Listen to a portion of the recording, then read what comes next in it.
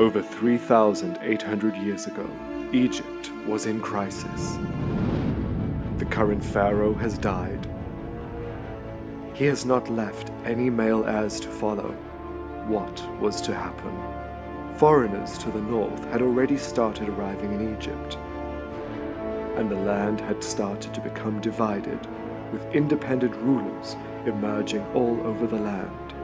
The last glimmer of hope would come from a princess, a daughter of the 12th Dynasty Pharaoh, Amenemhat III. This woman was the only legitimate heir left to rule. Her name was Sobekneferu. In an extraordinary break from tradition, she was to set a precedent for all female rulers to come, such as Hatshepsut, the 18th Dynasty female pharaoh. For years now, people have credited the incomparable Hatshepsut with being the first female pharaoh. However, this is incorrect. Yes, there were female rulers, from Merenith from the 1st Dynasty to Khentkawes from the 4th Dynasty. However, Sobekneferu was to be the first to use the title of the daughter of the sun god Ra. Her rule saw many trials and tribulations, and would see the end of the Middle Kingdom of Egypt, and the end of the Pyramid Age. She is the first woman who rules as king. Staunchly retaining her femininity. She changed the religious belief. She became a pharaoh. Her name means the beautiful one of the crocodile god Sobek. What evidence is there about her connection to these fierce creatures? We know she had temples built in Fayum with mysterious underground chambers. Sobek is a crocodile god. Every opportunity they get, they will try to kill you. But what do we rarely know about the Queen's life? Throughout the years, I have investigated many Egyptian queens and their illustrious lives. Now, join me, Curtis Ryan Woodside, in this documentary, years in the making, to finally learn more about Sobekneferu. I have traveled around the world to gather up the crumbs of clues that have been left behind, not only from her life, but also her death. This is the homework for the Scribe. Lots of unanswered questions. We're gonna try and answer them. Who was Sobekneferu? I come face to face with the only known statue of the Queen left, and learn more about not only herself, but her family, her religion, her legacy, the downfall of her dynasty, and her death. Come with me as I investigate the Crocodile Princess.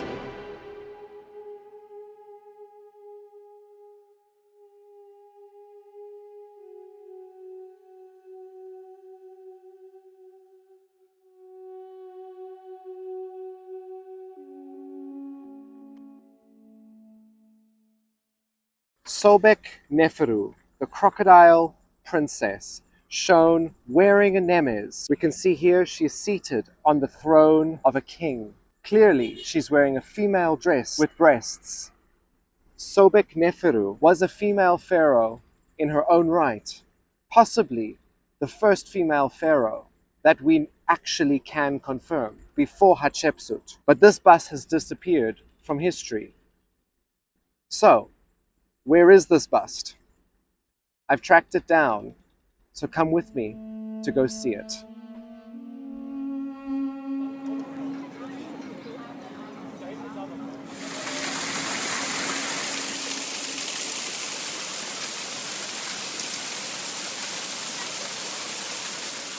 I've come to Berlin to see something that's connected to this animal right here, and an Egyptian queen.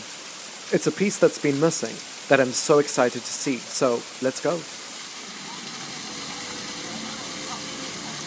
I'm hoping here in downtown West Berlin to get up close and personal with the only remaining piece of the crocodile princess.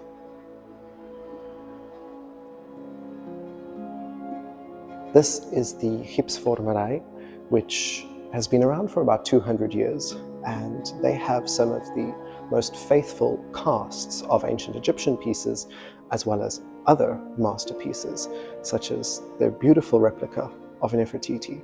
But today, they have something special for me to see that's not actually on display.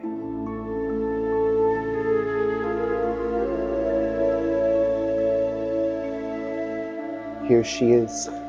I'm so excited. I'm like shaking. I know it's only a replica, but this is Queen Sobekneferu, Pharaoh Sobekneferu.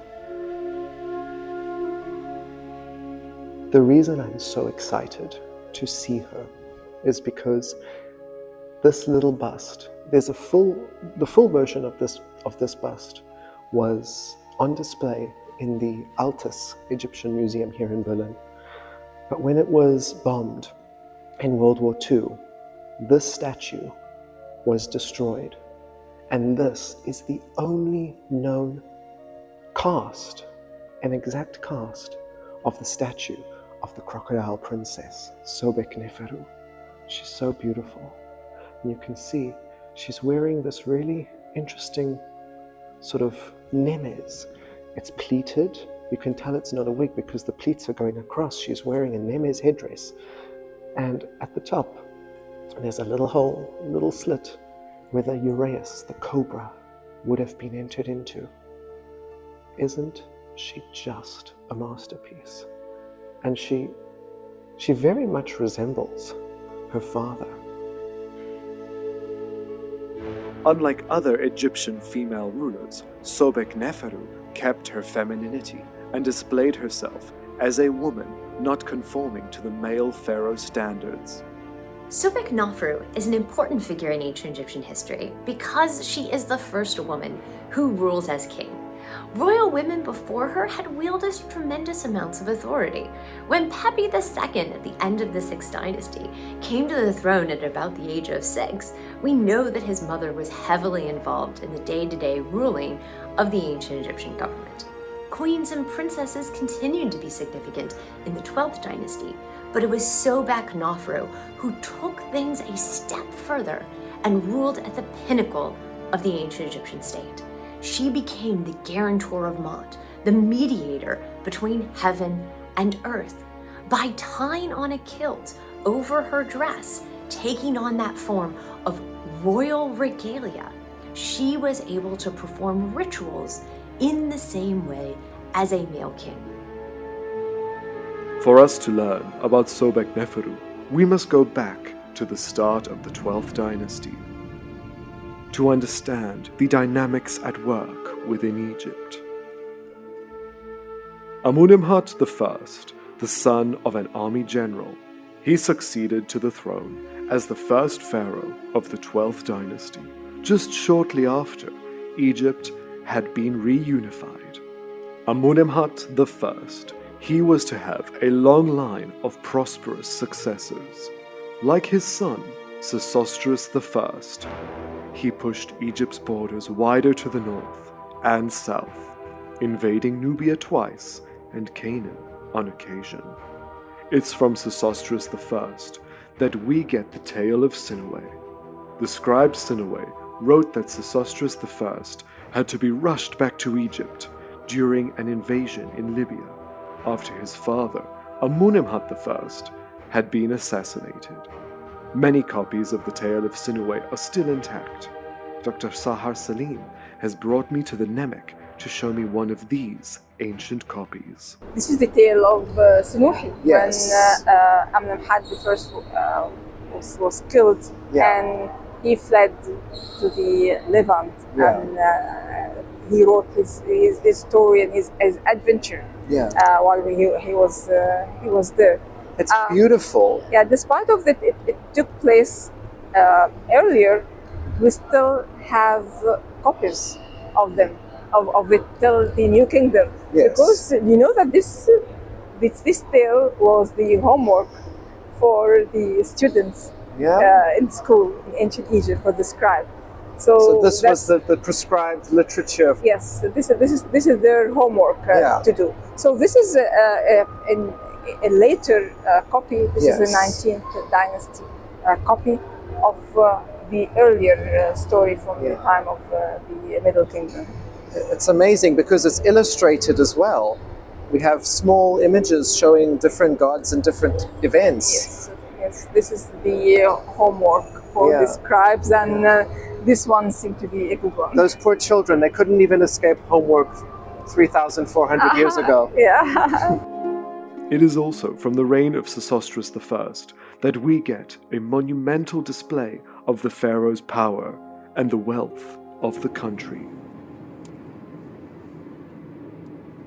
So, Curtis, where are you taking me? I am taking you an hour out of Cairo today to a site called Heliopolis, which is place of the sun. Okay. And we're going to see one of the oldest obelisks that's still standing in Egypt. That's exciting. Sesostris I left his imposing mark here. This is the oldest giant-sized obelisk erected back in 1971 BC. Kayleigh, this is the obelisk of Sesostris I. He felt he was blessed from the sun god Ra. Yeah. And he built a temple here dedicated to the sun and erected this giant obelisk. Well, it is at least giant. It is. Although, when I look at the top, the inscribings are much clearer than at the bottom.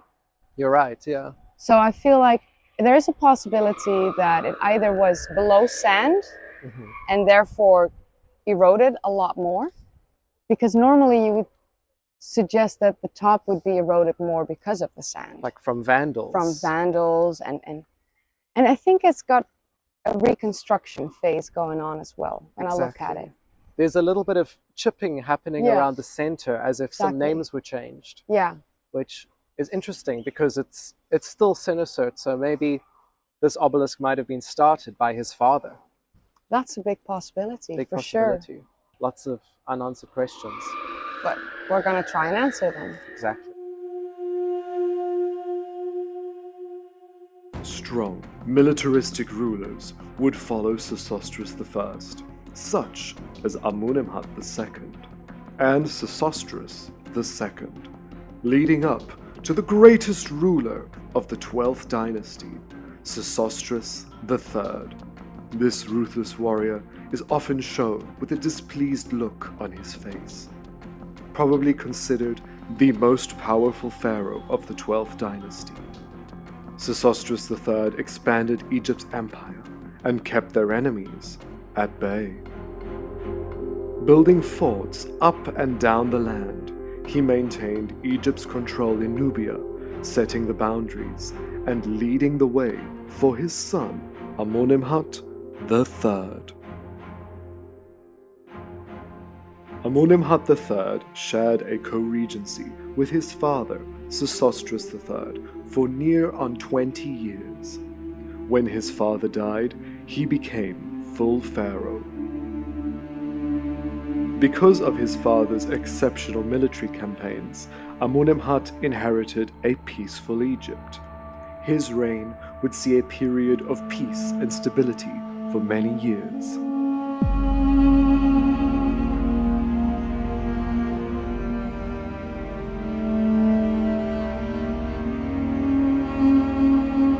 Amenemhat III, the father of Sobekneferu, the father of the first ever recorded female pharaoh. And he's so beautiful. He's done in this 12th dynasty style.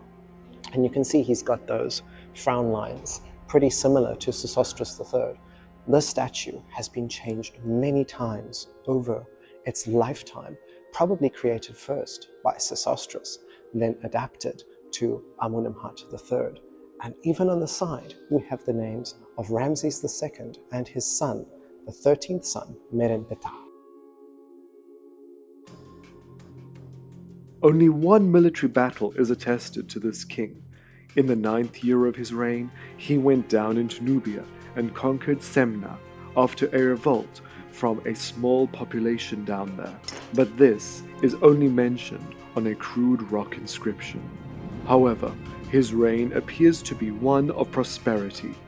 Amenemhat then focused his attention toward improving agricultural infrastructure and building projects.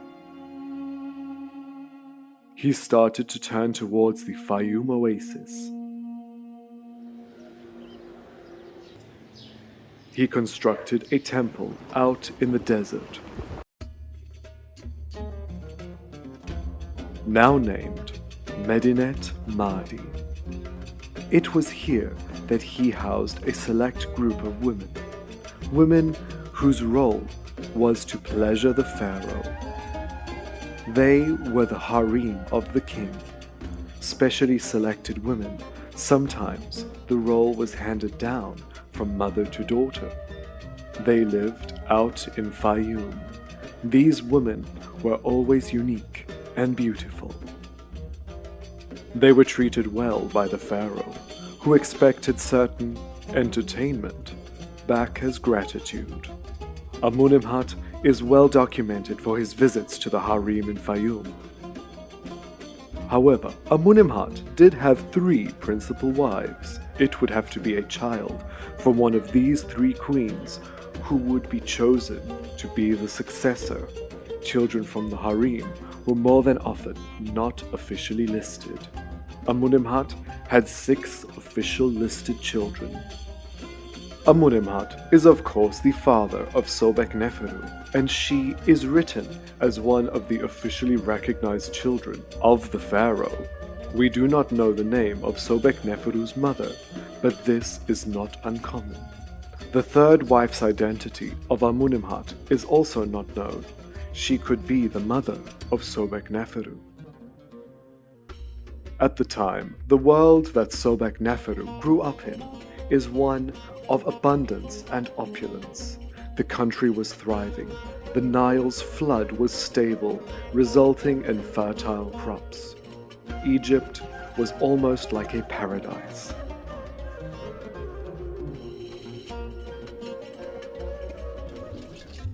Sobekneferu's father had led several expeditions to the land of Punt, bringing back many sought-after items. Gemstones were being mined throughout the land and beyond. People all around were living pretty stable and flourishing lives. Many of the furniture pieces from this period are some of the finest of all antiquity. Imagine Sobekneferu probably used items like this, or even better, in her everyday life.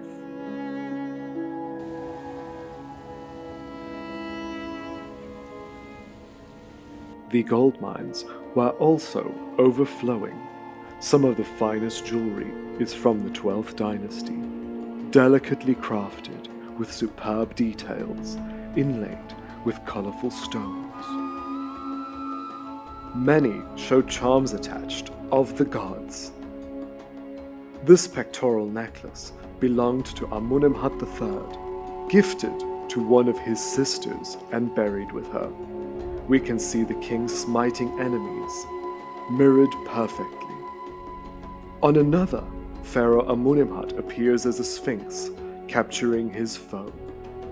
Many of these items belonged to Amenemhat and his family.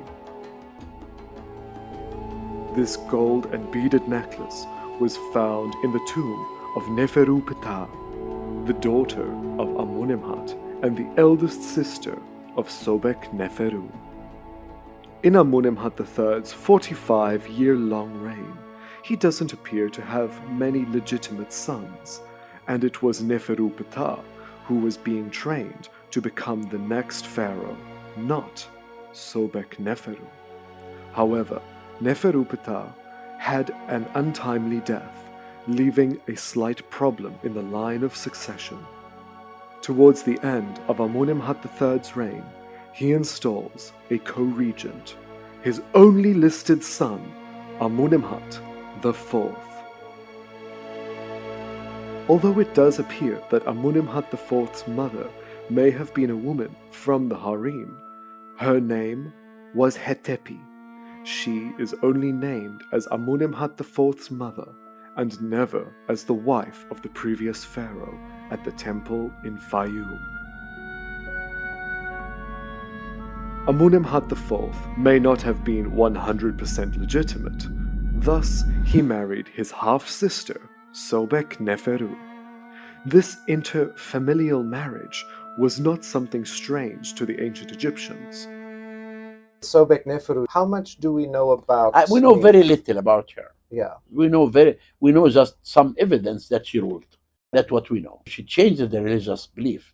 She became a pharaoh, and that's why her monuments were completely destroyed. Yeah. Women held much power, and a woman coming from a pure bloodline could somehow add value to a male ruler. Women were often brought right to the forefront in times of great crisis. When his father died, Amunimhat IV became full pharaoh. He went on to rule for around 9 years. He may have had 2 sons from another wife. However, when he died, neither of these sons were recognized as rightful successors to the throne. It would be Sobekneferu who became a female pharaoh.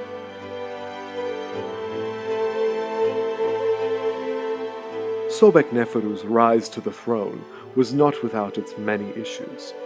For the ancients, the pharaoh needed to be a male for a few simple reasons. Pharaoh was the earthly manifestation of the god Horus, the son of Isis and Osiris. The male pharaoh also had a duty in reproductive roles. Pharaohs were also referred to as the strong bull of his mother Hathor, such as seen on the Obelisk of Senusret I. However, women did have many high-ranking positions in ancient Egypt, and under the right circumstances, a woman could become pharaoh. I think this speaks to the flexibility of ancient Egyptian ritual. And while male kingship was the norm, the office of king was male for the ancient Egyptians. These aberrations, these exceptions, these remarkable women like Sobekneferu and Hatshepsut and later Tawosret and even Cleopatra VII were able to take over that position when the need arose, particularly in times of strife at the end of the 12th dynasty when there was no better heir to take over, but even in times of prosperity like the reign of Hatshepsut.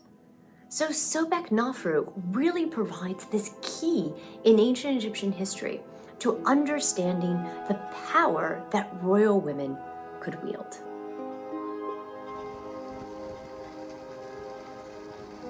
In the Louvre in Paris, among the thousands of ancient Egyptian items, between the many 12th dynasty artifacts almost hidden away, there is the remnants of a statue of Sobekneferu that shows her as a pharaoh. This is the torso of Sobekneferu. Her belt is on her waist with the 3 Nefer signs and the crocodile of Sobek.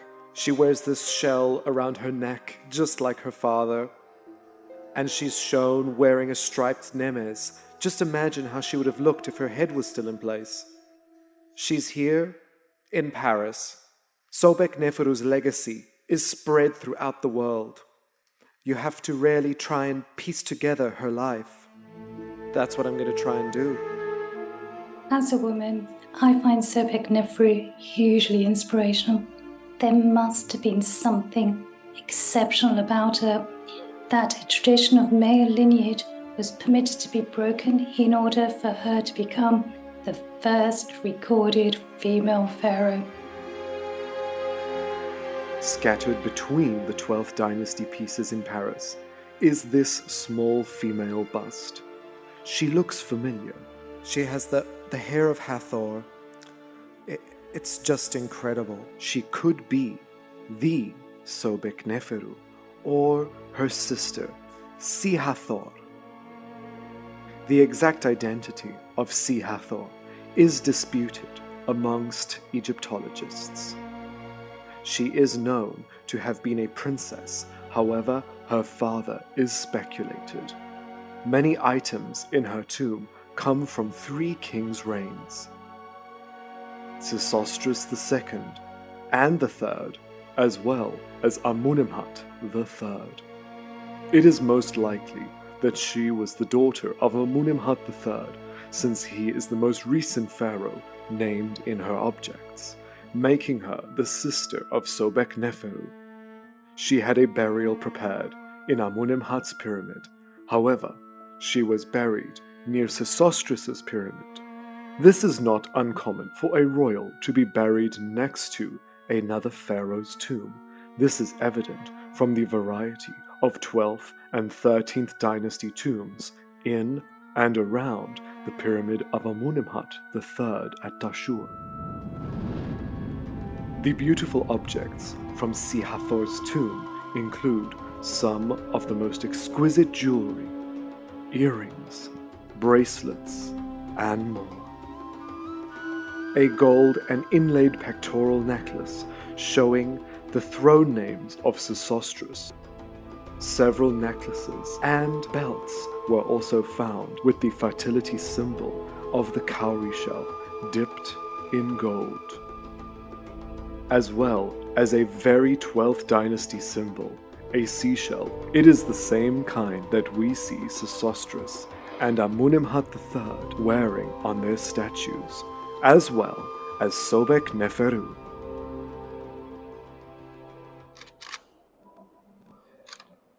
What I'm looking at here is some jewelry from the 12th dynasty around the time of Queen Sobekneferu and Sesostris III.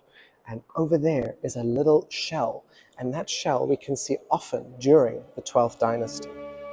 One item from Sihathor's tomb draws my interest more than any other.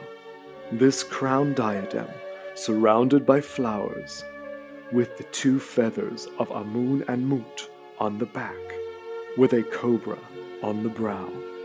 I do not believe Sihathor wore this. The cobra was reserved for the pharaoh and sometimes queens. Sihathor was not a queen. At the Nemek, amongst the items found in the tomb of Neferuptah, the sister of Sobekneferu, is a great example of a diadem worn by a princess, and in the Cairo Museum is a princess's silver diadem from the 12th dynasty. I believe this crown could have been worn by Sobekneferu herself.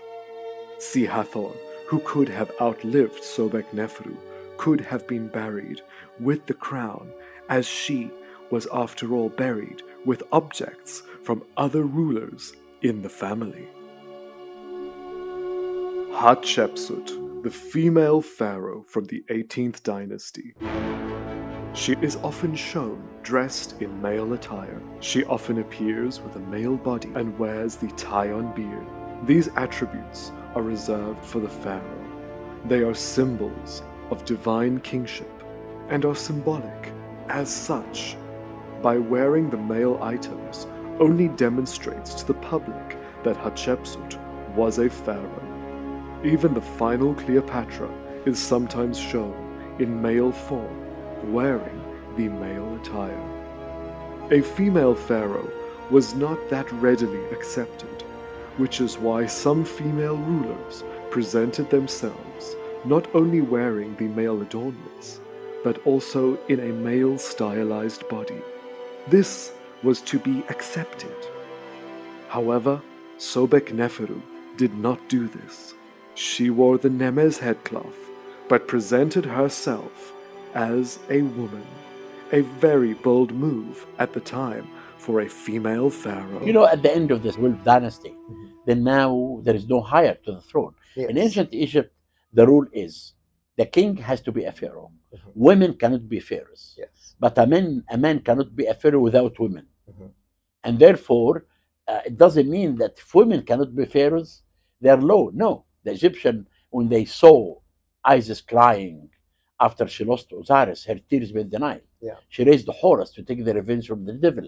And therefore, at the end of the Middle Kingdom, there was no higher a pharaoh. And this is why Sobekneferu as a queen came to be, I think, to be the second woman to be ruled after the old kingdom. Sobekneferu continued her father's building projects in the oasis to cultivate new farming lands. She also took on several building projects that had not been completed by her father and brother in the Fayum. At the temple at Medinet Madi, dedicated to the crocodile god Sobek, we can find a very small and fragile remnant of the female pharaoh.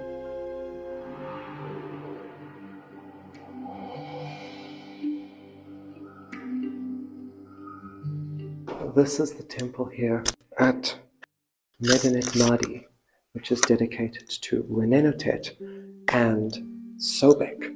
What's interesting is, on the columns, we have the name of Amunimhat III, the father of Sobekneferu. We have a little cartouche of Sobekneferu over here, which I'll show to you in a second. Just around the corner, hidden away, badly damaged from rain and from sand. If I climb up here, we have the cartouche of the possible first ever female pharaoh, Sobekneferu. We see the three Nefers and the Sobek symbol at the bottom. Sobekneferu, the great female pharaoh that ruled on behalf of her younger brother. As a pharaoh, she was named a pharaoh. This is one of the only remnants that we have of this obscure queen.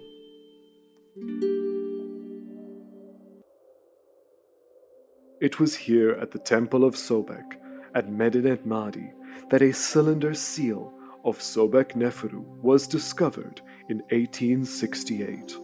The cylinder has the cartouche of the pharaoh, shown with the crocodile god and the three Nefer glyphs. Above that, she has the title of Nesut Biti, the ruler of Upper and Lower Egypt. As you roll it, we have her Horus name, which tells us that she is the daughter of the sun god that makes Horus joyful in the upper and lower lands. On the other side, she's referred to as Sa'at Nebtawi, Jed Neb Anktahoru, which means the daughter of the Lord of the Two Lands, the strength of the golden horizon of Horus. At Medinet Madi, several headless statues of Sobekneferu were also discovered. She also made additions to the temple at Heracleopolis Magna. She also added an inscription at Amunimhat's mortuary temple stating, "This is a place for my father for forever."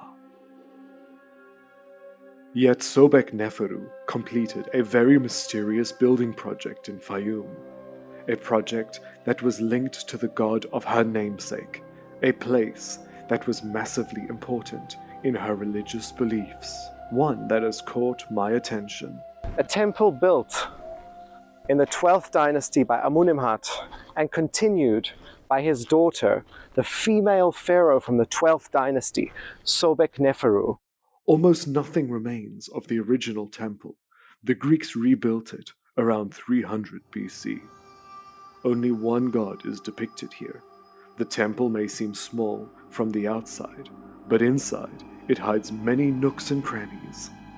To the sides are several small chambers. Exploring down the labyrinth of hallways, we can see that these walls were once decorated. The limestone has been chipped at by ancient Christian visitors seeking to erase the pagan texts. Much of this temple is a mystery, with several pits dug meters down. Water lines lead me to suspect that they were once pools to house crocodiles, connecting Sobek, the energy of the Nile, to this place. A bridge over a 2-floor deep pit crosses over to 3 niches that contain the statues of the god. Crossing the bridge here is unique.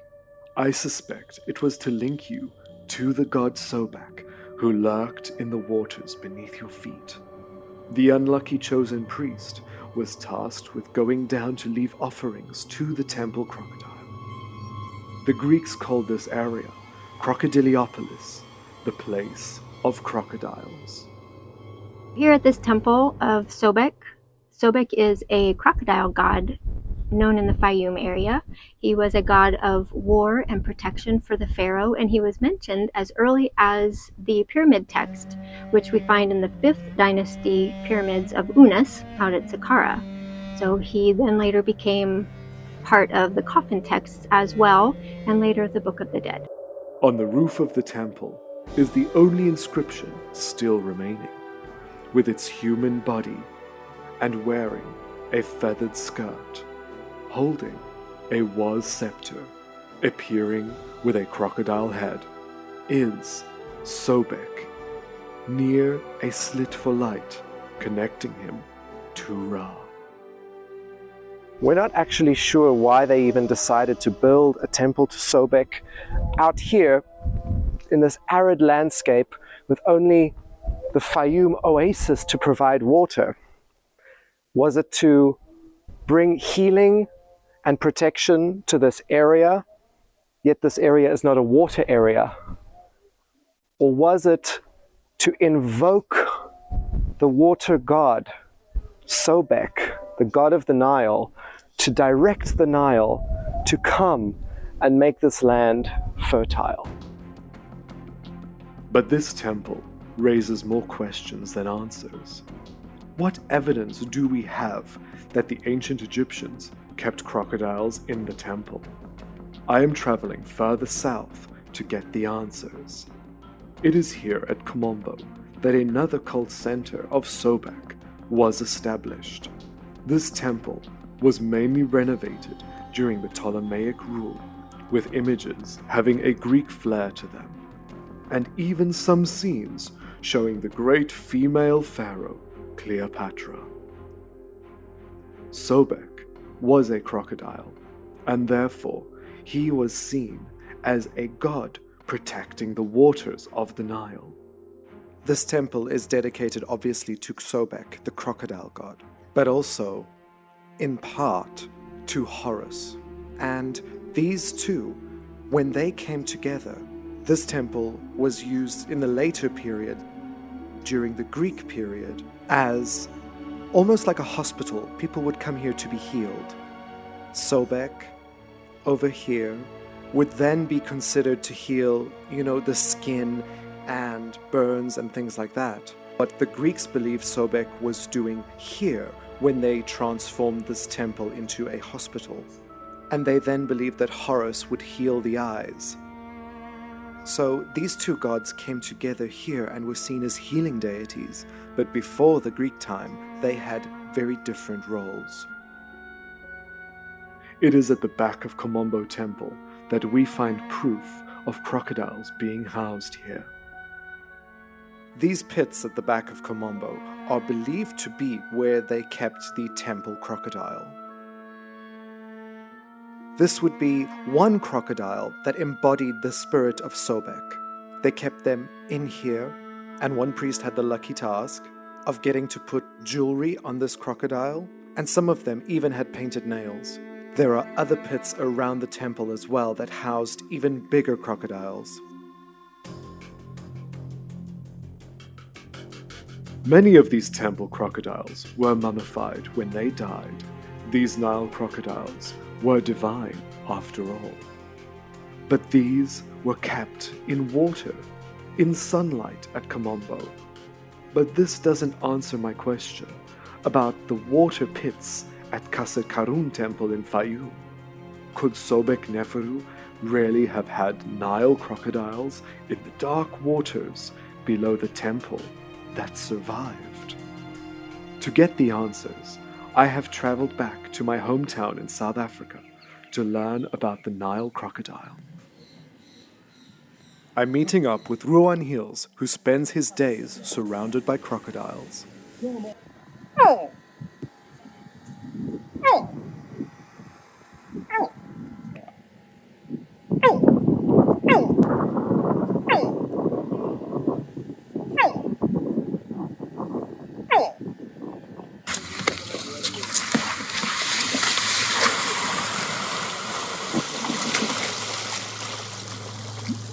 Sobekneferu. Her name means the beautiful one of the crocodile god. Okay. Yeah.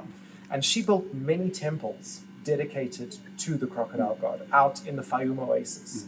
In this one temple, there's a little bridge towards the inner sanctuary. Okay. Underneath the bridge, there are 2 pits that go down, about 2 floors down. Now, we don't know what those were used for, but some have suggested that they were filled with water and the sacred crocodiles were housed in these pits. Okay. Now, how likely is it that they could have done that? I mean, can a crocodile survive without the sunlight like that for so long? Yeah. The big thing is crocodiles, and what people have a misconception about reptiles in particular is with crocodiles eating whole animals. Yeah.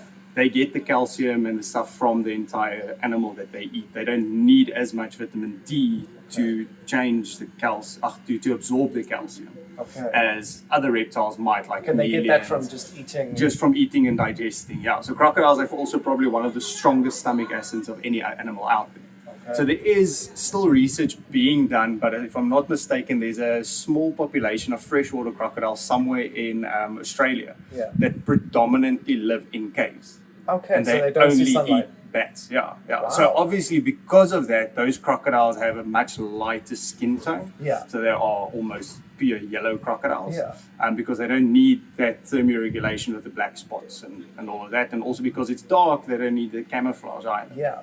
Yeah. So it is possible they could have housed these sacred crocodiles in these pits. Definitely. As long as the temperature stays more or less constant, Yeah. then the crocodiles would actually They'll be okay. thrive. Yeah, if they get a constant supply of food, a constant temperature. So these crocodiles could survive in the dark. Definitely. So in here we've got about 2,800 new hatchlings. Yeah. So you can see as well, there's no natural sunlight in any of these stuff because for the first couple of years it's more important to keep the temperature constant than it is for them to have natural sunlight. So we keep them in these hot houses for a year. Okay. And only after that we'll move them out to the outside enclosures when they tolerate the cold and the stuff a little bit better. Yeah. And so this would be similar to what they did inside the temples with the covered ceiling, the pits like this. Yes, yeah. Yeah. Most probably. Yeah. And they can survive there. Yeah. They flourish. I mean, these crocodiles within a year, they're about 60 centimeters in length. Yeah. So they grow extremely fast during this time of the year. As soon as they're outside and they've got the external factors, the cold days and stuff, their metabolism slows down on the colder days, so they don't grow. Oh my goodness. Yeah. Hello. Yeah, we can go outside. He's nice and strong. This little baby is about 2 years old now. This is now an American alligator. This is an alligator. This is an alligator, yeah. So when it comes what to... What is the main difference? At the moment, there's about 24 different recognized species of crocodilians. Okay. Which they can classify into 3 to 4 groups. So you get your crocodiles, alligators, caimans, and then your gharials. Big difference between crocs and alligators, obviously, where the alligators would have a very round-shaped head. Crocs have a very triangular, V-shaped head. Yeah. Where do you want to go? You want to give it a hold? Oh, gosh. Yeah. Oh, you can hear him listen to that? Yeah, so the big thing with him is as long as you keep the tail in line with the head, he's not going to wiggle too much because then he feels stable. Okay. Yeah. And you can put some pressure there on the neck as well. Hello, gorgeous. Because the big thing for them, it's all about balance. So if the tail is in line with the head, then he feels balanced. He's not going to wiggle around too much. Just as soon as the tail dangles around, then he doesn't feel balanced. Sobekneferu, she built many of these temples dedicated to the crocodile god. She loved crocodiles. It was her namesake. And many pharaohs after her took Sobek and put it into their names. I think it's about 13 pharaohs. Wow. Yeah. Sobek Hotep, which means Sobek is happy. We read about how the ancient Egyptians used to care for the sacred crocodile. So they had one in each temple dedicated to the crocodile. That was the sacred one. Okay. And there was a high priest that would go in and adorn the crocodile with jewelry and gold and rings and bracelets and things like that. We also read about them painting the crocodile's claws or nails. Okay. How tame can a crocodile become? Like I mentioned earlier on, crocodiles are wild animals. Regardless of how long you keep them in captivity, every opportunity they get, they will try to kill you in most cases.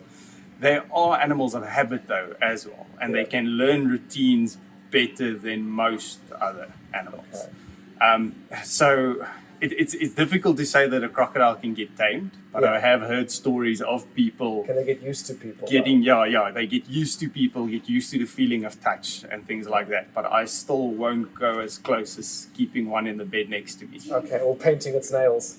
Unless it's very cold, then it's all right. If you drop a crocodile's core body temperature to about 26 degrees Celsius, 26 to 24 degrees Celsius, they become very lethargic. Okay. Then you can literally sit on his back and brush his teeth and do whatever you want to do, and he's going to lose that aggression because it would have been possible, definitely. So this is a baby crocodile. A baby Nile crocodile. Nile crocodile. Yeah. So this is baby Sobek.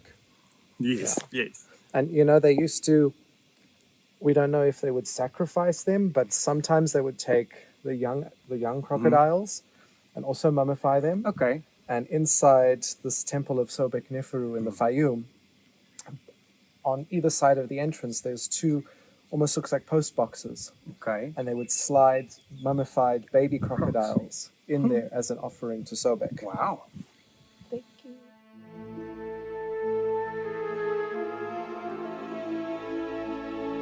Sobek. He was the protector of the Nile, and later on he became the god of repairing the skin underneath the Greek rule, because obviously, when a scale breaks off, they can regenerate. Exactly, yeah. So they saw a lot of interesting things about a crocodile, but in your opinion, what do you think they saw in these Nile crocodiles that they could have made them want to elevate a crocodile elevate a crocodile to a divine status? I think probably one of the reasons is because of the fact that they are close to prehistoric.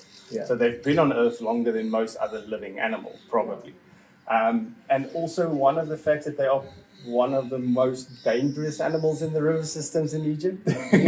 By far, in Africa, except for hippos and stuff like that as well. So I think it might have come out of a thing of fear, and they think that if they worshipped the animal that they fear more, they would like appease. Yes, exactly. So to get more respect for the animal, so it doesn't attack them. So you show the respect, and then the animal will show you respect back. In return, precisely. Something like that. We see that with the lioness goddess Sekhmet. Okay. They feared her. So they deified her. So I assume it would have been the same with crocodiles, probably. Protecting the water, because you go to the water, the crocodile comes out. Exactly. Right? So the more, and I think with most animals and most aspects of snakes and stuff like that, the same. There's a lot of new cosmetic products that are starting to come out as well, where they use crocodile fat in serums to help with burn marks and stretch marks and lesions. That's exactly what they did at the Kambo temple. They would take extracts from the crocodiles. People are only now realizing it. They had it already. Exactly.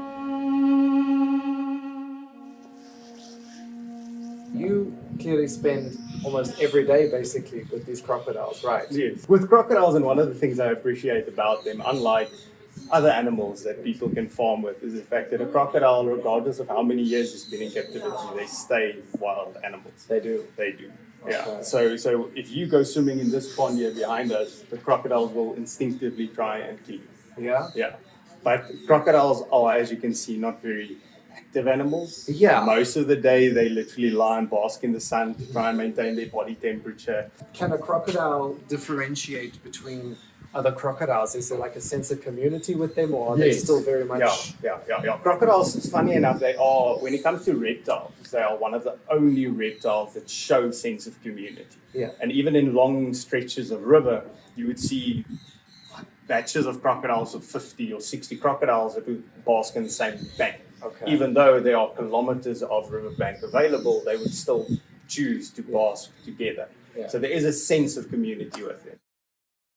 You can see even these big crocodiles, they are a lot more scared of us than we would be of them.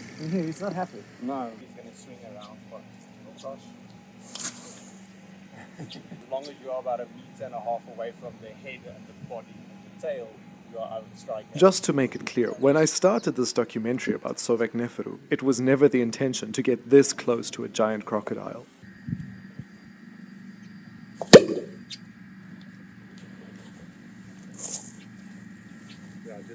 little bit closer. Because if that guy chooses to swing around, we can move in between. This unplanned part of the shoot was definitely not the most comfortable interview I've ever done.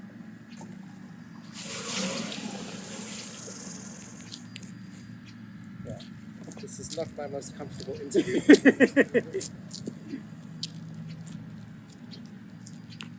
Yeah, you're backing off more than me. Yes, y'all know faster.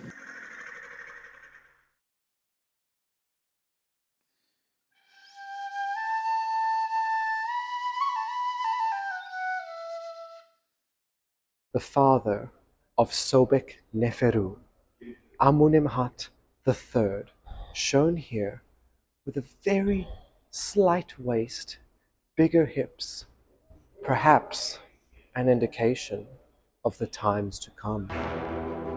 It appears that at the end of Sobekneferu's father's reign, Egypt was in a steady decline. The coffers had been abused, and the funding began to run dry. Building projects slowed down, mining was reduced, and trade became limited. However, well before Amenemhat III's reign, the people began to complain about the declining economic conditions.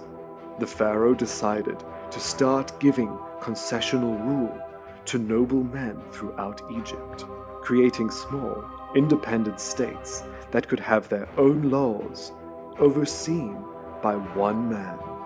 We refer to these people as nomarchs.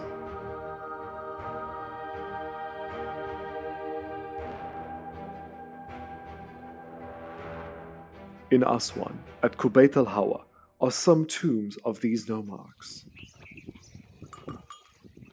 One nomarch at the start of the 12th dynasty showed his power. He created a deep tomb in the mountain, and by carving himself on the facade of his tomb, on the outside of his tomb, he is shown performing scenes usually reserved for a pharaoh, along with several harem women. He is accompanied by his son and his dogs. The name of Sarenput I is so clear here. We can see the goose or the duck, the mouth, the water, the box, and the loaf of bread. And this spells out Sarenput, Sarenput. This man's successor, his nephew of the same name.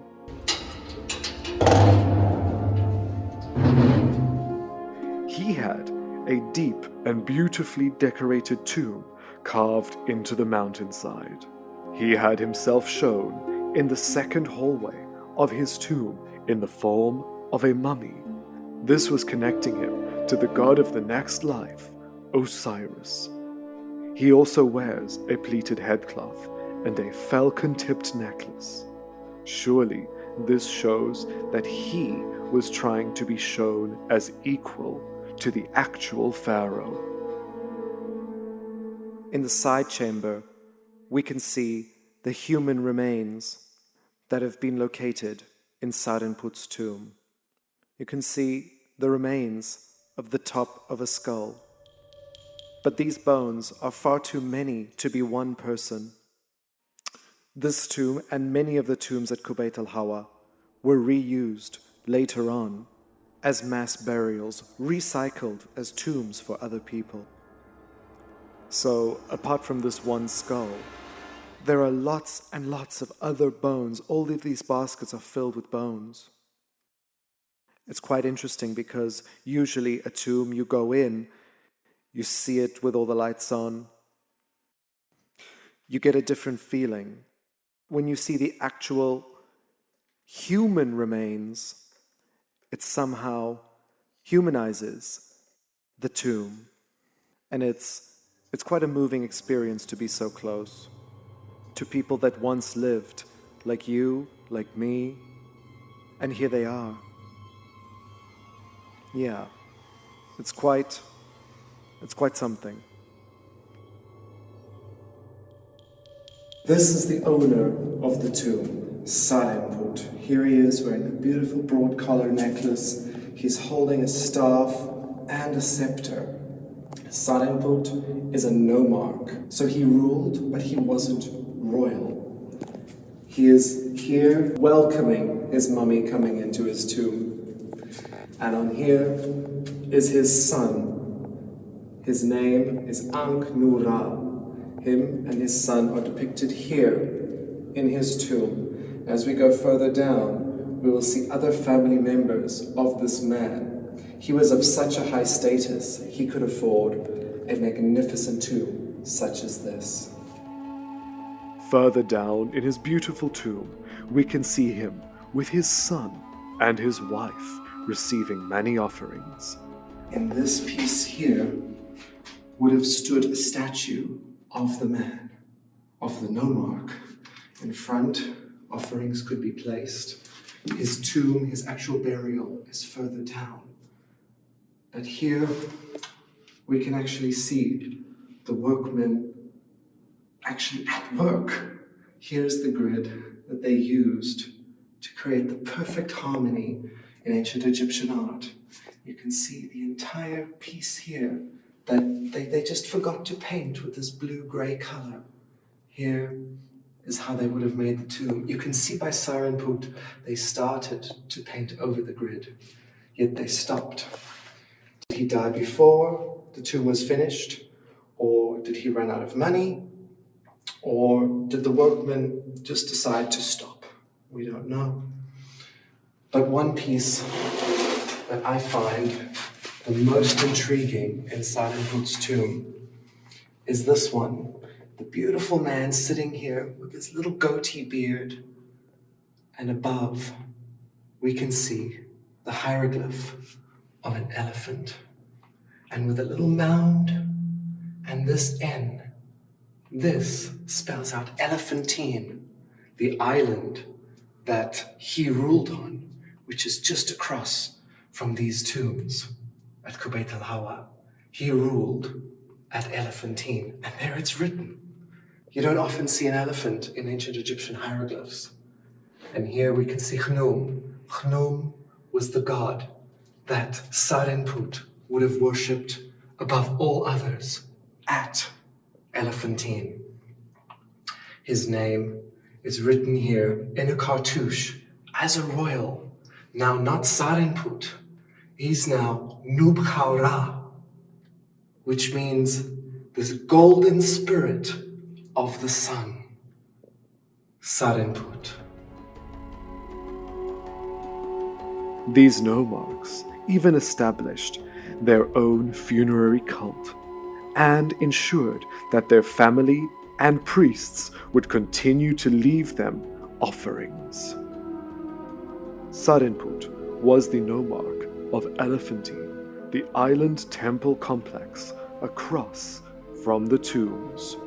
One nomarch in particular, here named Hekayib, even had his own mortuary temple complex created, where he was to be worshipped after his death. Several men named Hekayib were worshipped here, even one from the reign of Sesostris III and Amenemhat III.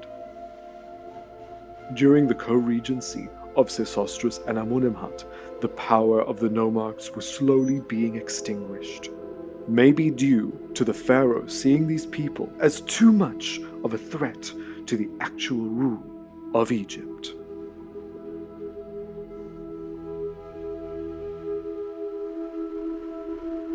It is at a site now called Beni Hassan that we rarely get a good idea of why, by the time of Sobekneferu's rule, Egypt was heading for disaster. High up on the hill of Beni Hassan, we can understand the beginning of the end of the Middle Kingdom. The tomb of the nomarch Ameni at the start of the 12th dynasty shows us there was much rivalry between the Egyptians and the people to the north known as the Hyksos. These people from the area of Canaan fought many times against Egypt and eventually set up a peaceful settlement in the delta named Avaris. This was probably allowed by a corrupt nomarch. In another tomb, we can see this event taking place. In the tomb of the nomarch Khnum-Hotep, we can come up close and personal with the nomarch and the Hyksos. These people are shown arriving from the land of Amu in Shu. The man on the right, at the front, is named as Abasha, and he is titled as the leader from foreign lands, also known as a Hyksos. On this wall, coming down here, with Khnum-Hotep holding the bow with his pet dog in front, being flanked by Egyptians on either side while arriving in Egypt, are these people wearing foreign clothing. The patterns are not Egyptian. They don't look Egyptian from the hair and the beards. These people are arriving in Egypt before Khnum-Hotep. You see the scribe at the front. He's presenting him with a piece of papyrus telling Khnum-Hotep who these people are that are arriving. Khnum-Hotep standing here with his short-legged dog and his staff before these foreigners. And the name of these foreigners is written right above this scene here with the mound and the little crook, and that spells out Hyksos, Hekanisu, Hyksos. These are the foreigners from the north arriving in Egypt who would eventually end up back at Avaris. These foreign people who settled in Avaris began to establish themselves more and more. So, by the time of Sobekneferu's reign, they began to slowly infiltrate society. Many historians refer to the Middle Kingdom as Egypt's classical period, since we hear from many of the voices of the ancient people. The 12th dynasty saw a rise on power of nobles and people who served the pharaoh. It was not uncommon for noble families at the time to have male servants, butlers, if you like. By the time of Sobekneferu, we can see an increase in the use of Sobek in names, like this butler, Sobeknehotep. And at the Museo Archeologico in Napoli in Italy is another statue of a butler from the 12th dynasty. This is the High Steward during the 12th dynasty in the reign of Sesostris III, and he's shown in this full cloak. Apart from having a practical use, these cloaks often served ritual purposes and were worn during special occasions, like Sesostris wearing his cloak at his jubilee, or nomarch Bakhet shown in his cloak. This is a very interesting scene. I first didn't know what it was, but as you can see, it is the man, Bakhet. He's got his front leg here and his back leg here. His head is there, his arm is here, his hands are holding a staff, you can see there, and he's got like a cloak or something over him. And he's like crouching down, probably inspecting his land, because there's so much agriculture happening here, so maybe they wanted to depict something they saw this man actually doing one day. In New York, in the Metropolitan Museum, in their vast Egyptian collection, there is a small statue of a royal woman. She too is wearing a cloak and bears a striking resemblance to the Berlin statue of Sobekneferu. Could this be her? And just days before bringing this documentary to a close, Dr. Mustafa Waziri announced the discovery of a 12th dynasty temple in the grounds of Luxor, revealing more about Sobekneferu. Within the remains of the 12th dynasty temple, they discovered a granite bust of a queen. She closely resembles Sobekneferu, including the same ears, hairstyle, and facial features. Maybe Sobekneferu is finally wanting to tell her story.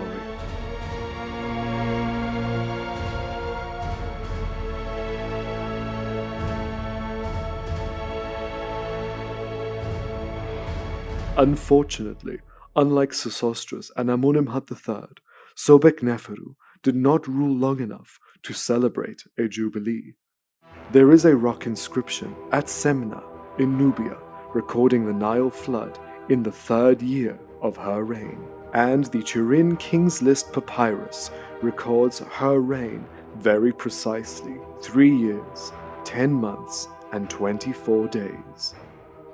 The King's List at Abydos in the Temple of Seti I from the 19th dynasty, however, excludes Sobekneferu and other female pharaohs from the list of kings up to that point in time. Perhaps it was Seti's way of asserting that male rule was the only fully recognized form of pharaohship. Seti I, standing here wearing the blue crown with the red cap tied at the back, burning incense with his son, Prince Ramses II. The names that are listed here starts with Pharaoh Meni, or Nama as some refer to him. We have Teti, we go down the list, and we end up here at the 4th dynasty. We have Snefru, Khufu, Jedefra, Khafra. We go down through the dynasties. Ka-Neferah, we have Pepi. We have all of these great pharaohs of ancient Egypt listed here with the names below of Seti Meren Ptah. Seti, the one that pleases Ptah. With his throne name here, Mat Men Ra, or Men Mat Ra, meaning the place of the justice of Ra. It is incredible that this continues. We have Ramses I, Tutmosis III, Tutmosis IV, Amenhotep III. We then skip forward to Horemheb, Ramses I again, because Ramses I was around. We have him listed here twice. And we even have here, ending with the name of Seti. She is, however, mentioned at Karnak Temple in the King's List.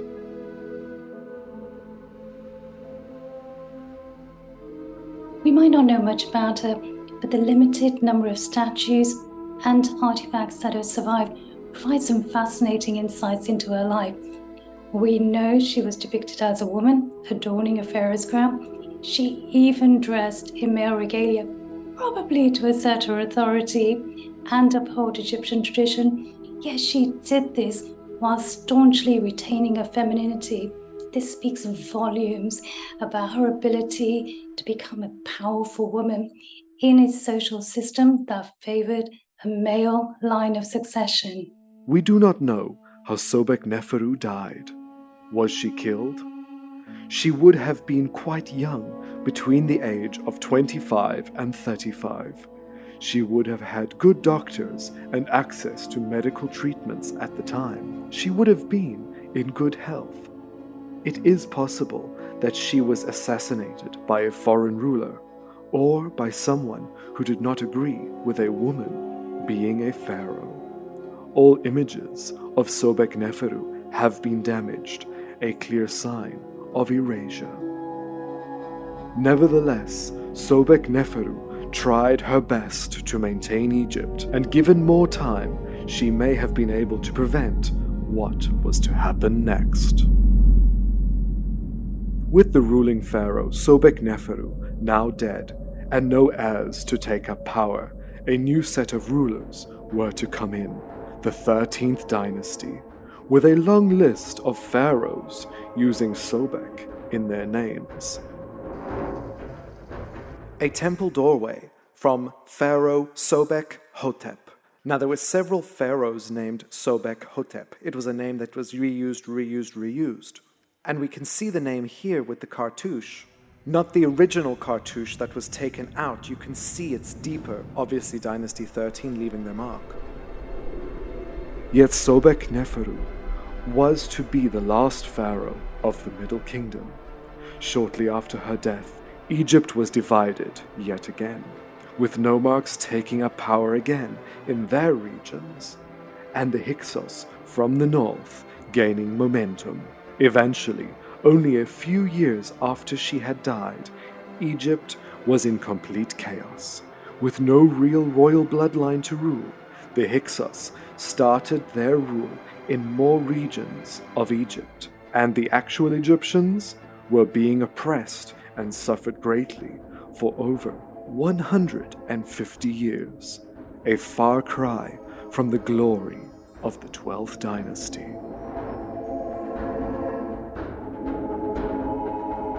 What of Sobekneferu's tomb? She never had time to build a pyramid. One structure at North Mazguna is suggested to be her unfinished pyramid. However, there is absolutely no evidence of this. There is, however, a place that is most possibly the site of her burial.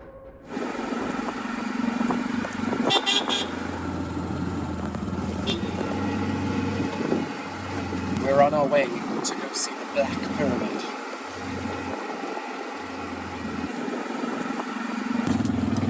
The Black Pyramid was built by Amenemhat III. It was one of two that he had made. Both served as a burial site for many of his family members. However, there are two extra burial chambers inside the Black Pyramid. We do not know who was buried in them, but it is highly possible that Amenemhat IV and Sobekneferu were buried in these chambers. If there was no time to build their own pyramid, it was seen as perfectly normal to be buried alongside a predecessor's pyramid in the 12th dynasty. Even a pharaoh from the 13th dynasty named awibre was interred in this pyramid.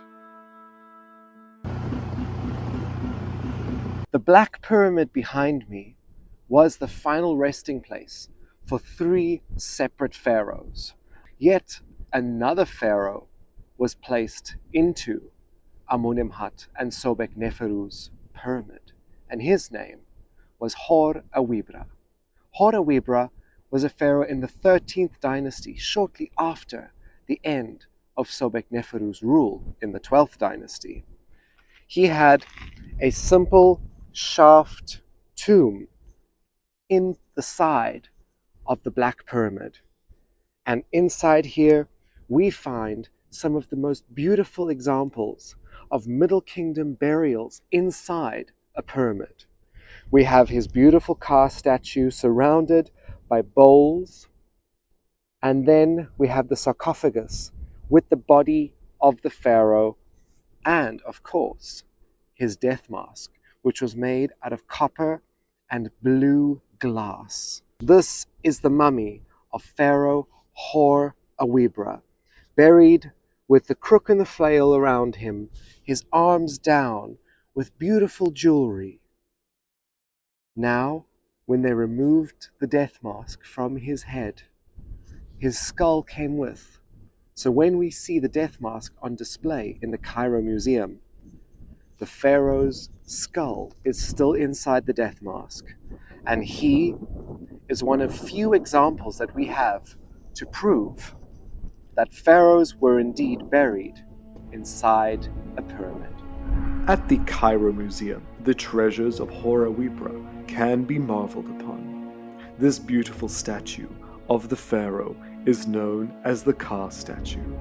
The Ka was the ancient Egyptian form of the spirit, symbolized by the two open arms, which are placed on his head.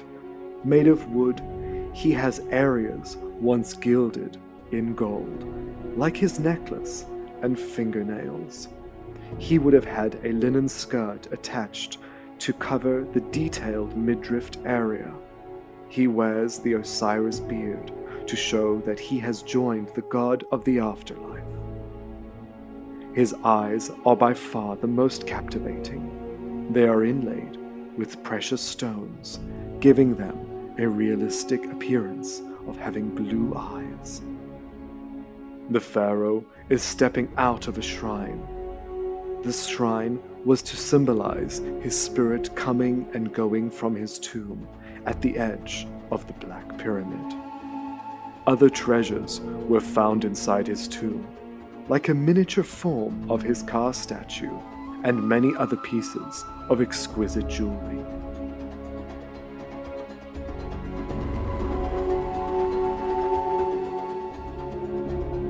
Many of his walking sticks and staves, and interestingly, 5 canopic jars rather than the traditional 4, as well as several jars containing the sacred oils. His mummy was badly deteriorated, yet his death mask is simply spectacular.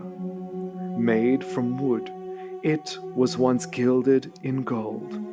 He has a short beard made from blue faience tiles. On his brow is the hole where his regal cobra was once inserted, and his eyes have been lovingly inlaid with stones to be as realistic as possible. Just think that Horror-Wibre's skull is still inside this mask. All of this discovered in the place where Amunimhat and Sobekneferu were also laid to rest, the Black Pyramid. Inside the museum, we can also find the capstone of this pyramid. It has the intricate name of Amunimhat III carved around it. This was once placed at the very top of the pyramid. It was pushed off and damaged during the reign of Akhenaten, which was actually a gift for us to then enjoy it close up.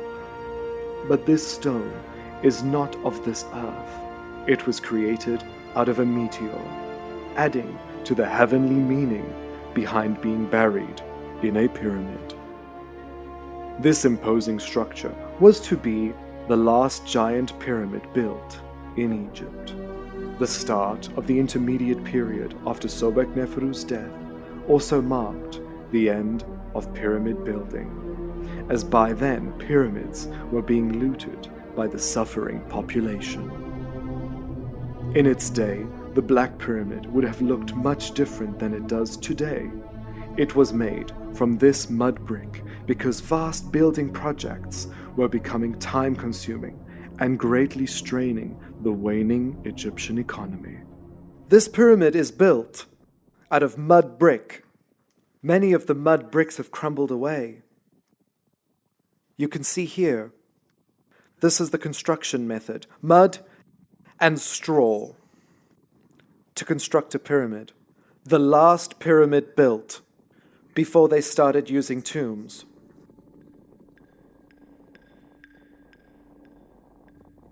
I'm going to take you up this magnificent structure from the 12th dynasty.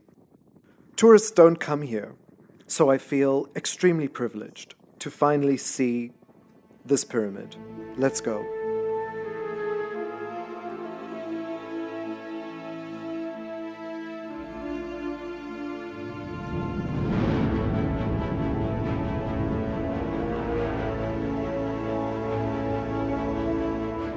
At the top of this pyramid, I found a few clues which could help us understand the erosion. Yes, 3,800 years of wind and sand has chipped away at it. You can feel the intense wind swirling around it, yet there is a more human side to its decay. I noticed that there are several pieces of broken, ancient pottery. These were usually left at sacred sites by people coming to honor the dead. It appears to me that pilgrims coming to this pyramid, instead of leaving the pots at the base, easily climbed up the step-like mud brick and left their offerings at the summit. Thousands of years of visitors wanting to offer to the gods and their pharaonic ancestors climbing up the crumbling pyramid seems to be a very touching thought. This place contained not only the spirits of Amunimhat III and his family, the spirit of Sobekneferu, but also the spirit of the people of Egypt.